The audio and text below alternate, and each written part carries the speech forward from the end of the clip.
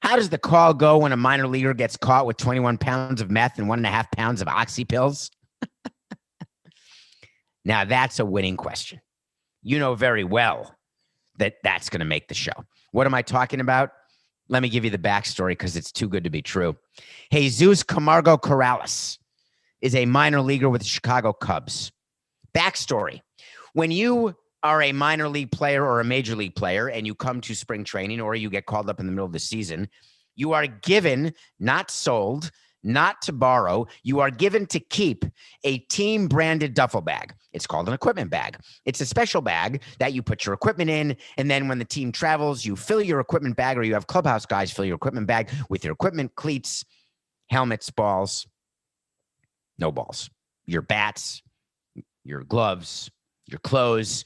You close up the equipment bag, and then the equipment clubhouse people put it on a truck. The truck goes to the plane, or they load it on the bus if you're a minor leaguer. So you get a bag, and it's free, and it's cool. And then you keep them every year, and you've got so many bags that you need a separate closet just for all the duffels that you're never going to use and that your kids are going to throw away when you die. So Jesus Camargo Corrales had a Chicago Cubs equipment bag, a duffel bag. He's driving along, swerving in and out in the great state of Colorado. When the sirens go off, he gets pulled over. Hey, what you doing? By the way, can I give you a hint when you're pulled over? Hey, do you know why I pulled you over? Here's what you say. No, you don't have to answer that. Where are you coming from? None of your business. You don't have to answer that. Just say, I don't know. Can I search your car? No. Even if there's nothing in the car and you've done nothing, that's what you're supposed to say.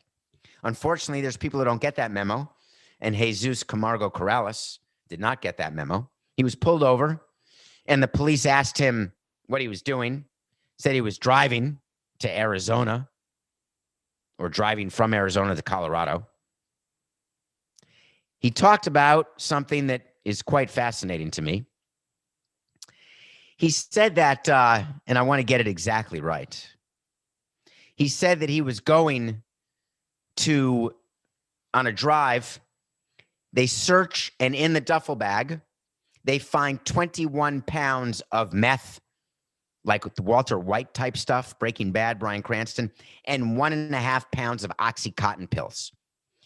21 pounds of meth. Who knows what the street value? Let's just say it's worth 250 grand on the street. It could be worth $1 million. Who knows? But this poor prospect didn't shut up. He ended up talking to the officer. He agreed to be interviewed, and this was his story. He said that he had a friend in Sinaloa, Mexico. Sinaloa, Mexico. Do you know what that is? That's the worst drug cartel, the scariest place in the world amongst them. I don't want to be hyperbolic. I don't need to be. He tells the cop, I'm coming from Sinaloa, and I was paid $500 to deliver a duffel bag to Denver.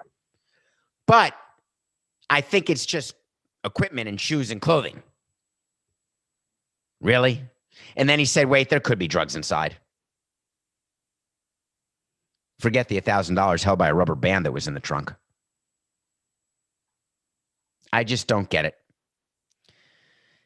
This player is in trouble. And he's in trouble because he's not educated enough to know what to do when you're stopped. He's in trouble because he wasn't educated enough not to be either a drug mule or a drug dealer, because he's one of the two. Either he's telling the truth and he's being a mule, which is illegal, or he's lying and he's going to deal the 21 pounds of meth. And yet on social media, people were sympathetic to him by saying, listen, minor league players are underpaid. If one more person tweets that at me, I'm going to lose my mind. How many of you feel like you're underpaid in your job? Raise your hand.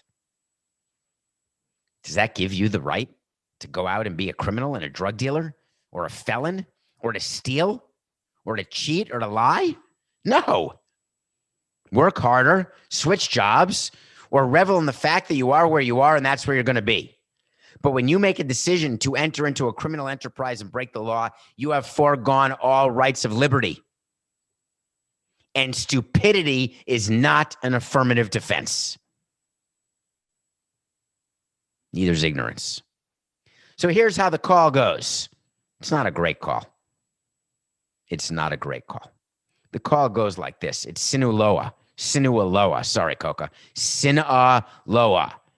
Say it one more time. I want to get it right. I don't want to offend anyone. Sinaloa. Never been there. Here's how the call goes, because it starts with the team. It goes to the manager of the single A team where he was, if this is during the season. If not, it goes to the player development assistant, who then calls the player development head, who then calls the GM, who then calls the president, who then calls the owner, who then calls the league. They then call their PR people. They do a statement. The Cubs did a statement. Very funny statement. I liked it. It's the typical statement. I don't know who taught these people to do these statements, but they say, we are going to investigate.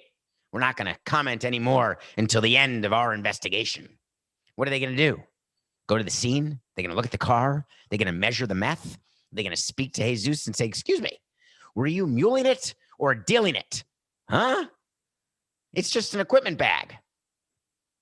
Can you imagine when the dog smells the equipment bag? We had an issue with the Expos. I just thought of this, Coca. We had someone, and I don't remember whether it was a player or a staff member, but I want to say it was a staff member who got caught with drugs coming into the Canada border, because every time when we played in Montreal, there was customs, obviously. So you go to the States, you come back. We had to fill out customs forms. You couldn't do it online. You actually had to hand out customs forms. The players had to hand them out. If the players couldn't write or read, you had to do it for them and tell them where to sign. It was a whole Megillah every single time. Totally annoying to pay Canadian taxes, to play in Canada.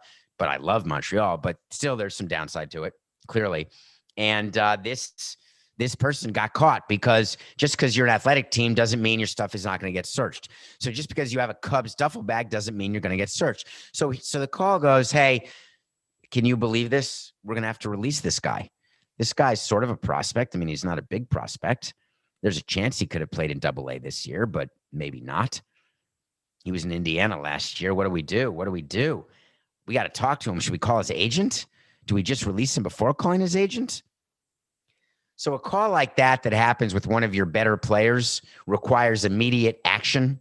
A call like that happens with the minor leaguers, who is not a real prospect, requires something different. It's a, hey, take care of this and don't bother me. And I was thinking back about being a team president and how judgmental I was about people's actions according to rank, file, and according to level that they were. I wish I'd taken more responsibility. I never had a player have this happen to him, but had players who've been arrested, et cetera, et cetera. I really wish that I had taken a bigger interest, because then you could try to teach the players, because only after teaching all players and educating them would I in good conscience be able to knock on Jesus's door and say, listen, idiot, we already told you what's legal and what's illegal. We've tried to help you as much as you can. What makes you think that you should take a duffel without looking at it? What in the world makes you think that?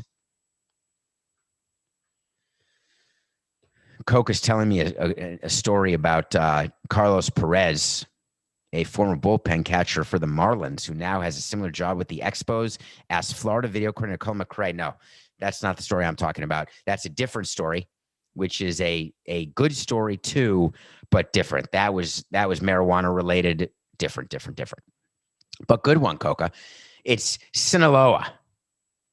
So the way that call works is it's based on level, skill, not ideal. The Cubs really it's not the end of the world. You're not going to get Jed Hoyer to comment. You're not going to get Tom Ricketts at all. Crane Kinney, their president, none of them. Nothing at all.